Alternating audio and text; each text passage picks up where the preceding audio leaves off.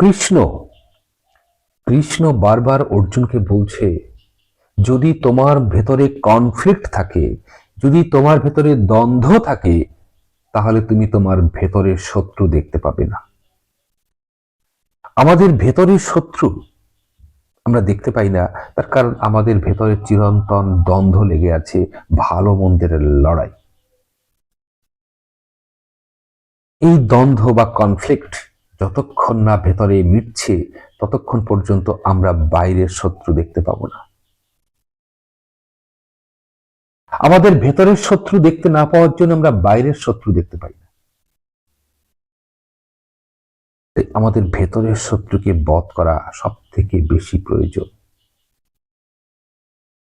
কৃষ্ণ বলছে অর্জুনকে, দেখো অর্জুন, যতক্ষণ তোমার ভেতরে দ্বন্দ্ব থাকবে, যতক্ষণ পর্যন্ত তোমার ভেতরে কনফ্লিক্ট থাকবে,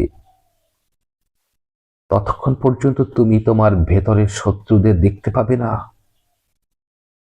তোমাকে বধ করতে হবে এই ভেতরের শত্রুদেরকে, যারা তোমার মধ্যে আত্মগোপন করে আছে। তোমার ভেতরের লড়াই আজ বাইরের লড়াই, তোমার ভেতরের শত্রুতা আজ বাইরের শত্রুতা। এই শত্রু তোমার ভেতরে বসে আছে। এই কনফ্লিক্ট বা দ্বন্দ্ব যতক্ষণ না তোমার ভেতরে মিটছে, ততক্ষণ পর্যন্ত তুমি এই জীবনের যুদ্ধে জয়লাভ করতে পারবে না। তো আমাদের জীবনের এই যুদ্ধে জয়লাভ করতে গেলে আমাদের তিনটে স্টেজ আছে, আমাদের তিনটে ধাপ আছে। যার প্রথম ধাপ হলো ভীম এবং দুর্যোধন স্টেট। এই ভীম এবং দুর্যোধন স্টেট হচ্ছে এমন একটা স্টেট, যে স্টেটে আমরা নির্বোধের মতো কাজ করি, আমরা অজ্ঞের মতো কাজ করি, আমরা কোনো কাজ ভায়োলেন্ট ভাবে কাজ করি। আমাদের মধ্যে তখন ভায়োলেন্স জেগে ওঠে, আমাদের মধ্যে তখন ক্রোধ জেগে ওঠে, আমাদের মধ্যে দ্বন্দ্ব জেগে ওঠে, আমাদের মধ্যে শত্রুতা জেগে ওঠে। এই স্তরে যখন কোনো মানুষ থাকে, সে অন্ধের মতো এগিয়ে চলে। সামনে যুদ্ধ এলো তো অগ্রপশ্চাৎ না ভেবে যুদ্ধই করতে শুরু করে দিল। শেষ পরিণতি কি হবে সে কখনো ভাবে না। সে সামনে তার যুদ্ধ, তো ওটাই করতে হবে। তার জন্য সমস্ত শক্তি সে যুদ্ধের কাজে লাগিয়ে দেয়। এদেরকে বলা হয় লেস সেরিব্রাল। ভীম এবং দুর্যোধনের স্টেট হলো লেস সেরিব্রাল স্টেট, যে স্টেটে সব থেকে বেশি মানুষ অবস্থান করে। এই স্তরে থাকা মানুষ তারা বুঝতে পারে না যে শেষ পরিণতি কি হতে পারে। যখন যেমন তারা তেমন ভাবেই চলতে শুরু করে। কিন্তু তোমার শেষ পরিণতি সুখকর হবে না দুঃখকর হবে, তার নির্ণয় হচ্ছে, তার ঠিক হচ্ছে বা নির্ধারিত হচ্ছে তোমার এই বর্তমান সময়ের সমস্ত কর্মকাণ্ডের মধ্য দিয়ে।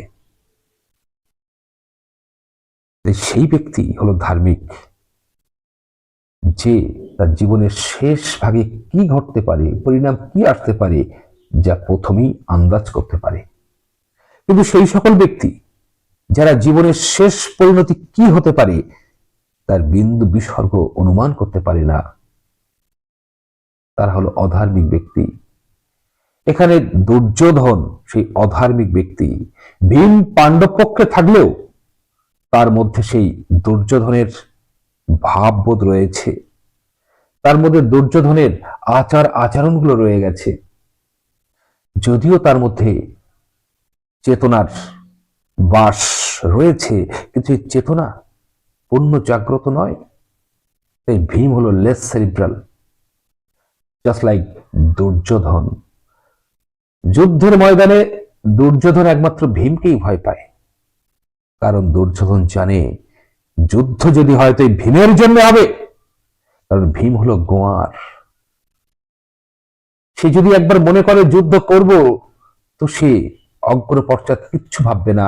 ওই যুদ্ধে যতক্ষণ না পর্যন্ত জয় পরাজয় কিছু একটা নির্ধারিত হচ্ছে, ততক্ষণ পর্যন্ত ভীম সর্বশক্তি দিয়ে যুদ্ধ করবে। এই মহাভারতের যুদ্ধে সব থেকে বিপদের ব্যক্তি যদি কেউ থাকে, সে হলো ভীম, যেটা দুর্যোধন মনে করছে। এই হলো মনুষ্যের প্রথম স্তর। এটাকে বলা হয় নো থট স্টেট। এই স্টেটে থাকা মানুষেরা অগ্র পশ্চাৎ বেশি বিবেচনা করে না, তারা সামনে যেটা এলো ওটার মধ্যেই তারা মগ্ন হয়ে যায়। তাই তাদের পরবর্তী স্টেপ কি হতে পারে কোনো অনুমান থাকে না। তাদের জীবনের শেষ লগ্নে কি ঘটতে পারে সেটা ভাবতে পারে না। তার ফলে তাদের জীবনের শেষ পরিণতিগুলো হয় পীড়াদায়ক, বেদনাদায়ক। এই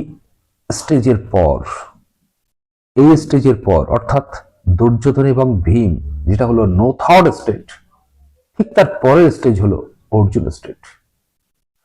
অর্জুন স্টেট হলো ইন্টেলেকচুয়াল স্টেট, থিঙ্কিং স্টেট। এই স্তরে মানুষ সব থেকে বেশি চিন্তা করে আর চিন্তার ফাঁদে আটকে যায়, ডিলেমাতে আটকে যায়, দ্বন্দ্বে আটকে যায়, উভয় সংকটে আটকে যায়। অর্জুন আটকে গেছে উভয় সংকটে।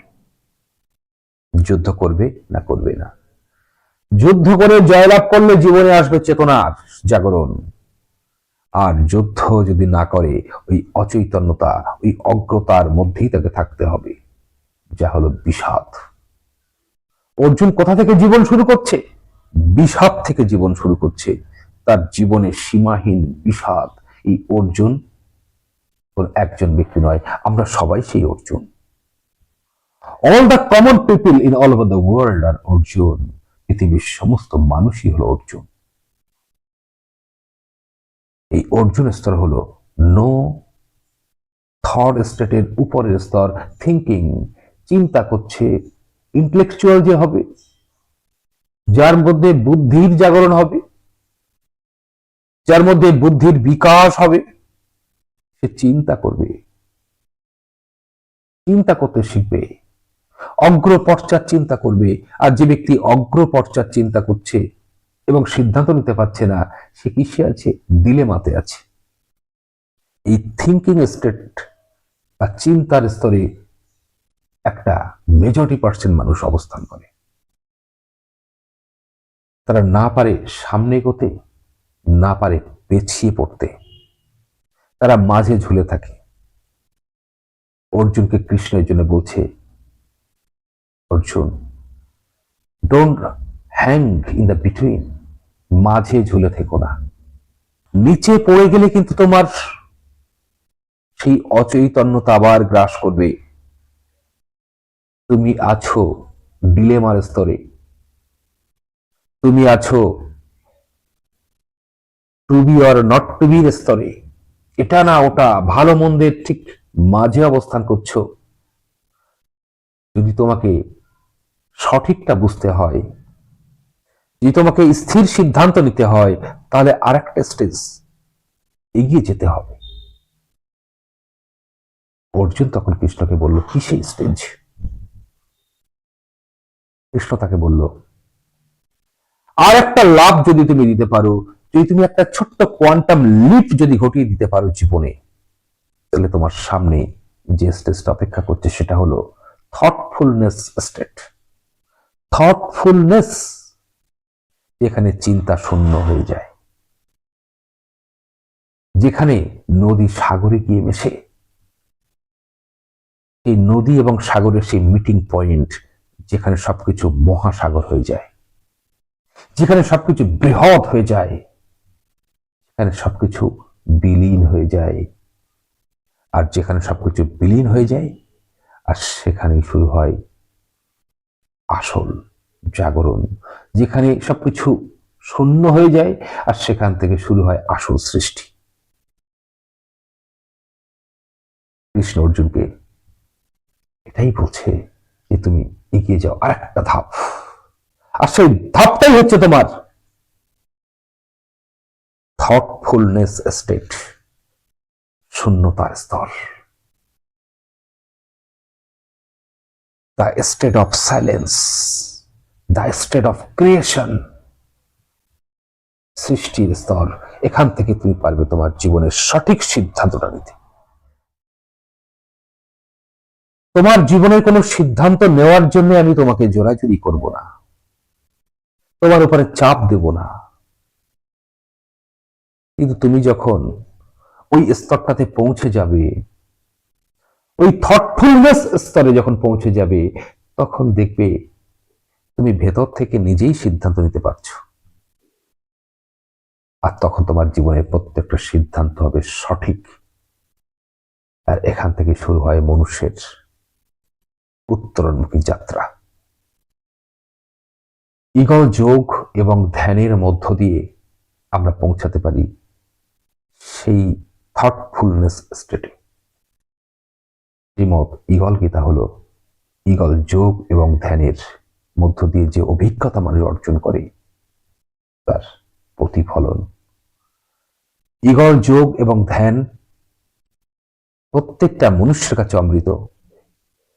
আমি রাজর্ষি প্রভাত ঈগল যোগ এবং ধ্যানের প্রোজেনিটর। আপনারা আমার সঙ্গে ঈগল যোগ এবং ধ্যান করতে পারেন এবং নিজেদের জীবনের চেতনার বিকাশকে উপলব্ধি করতে পারেন।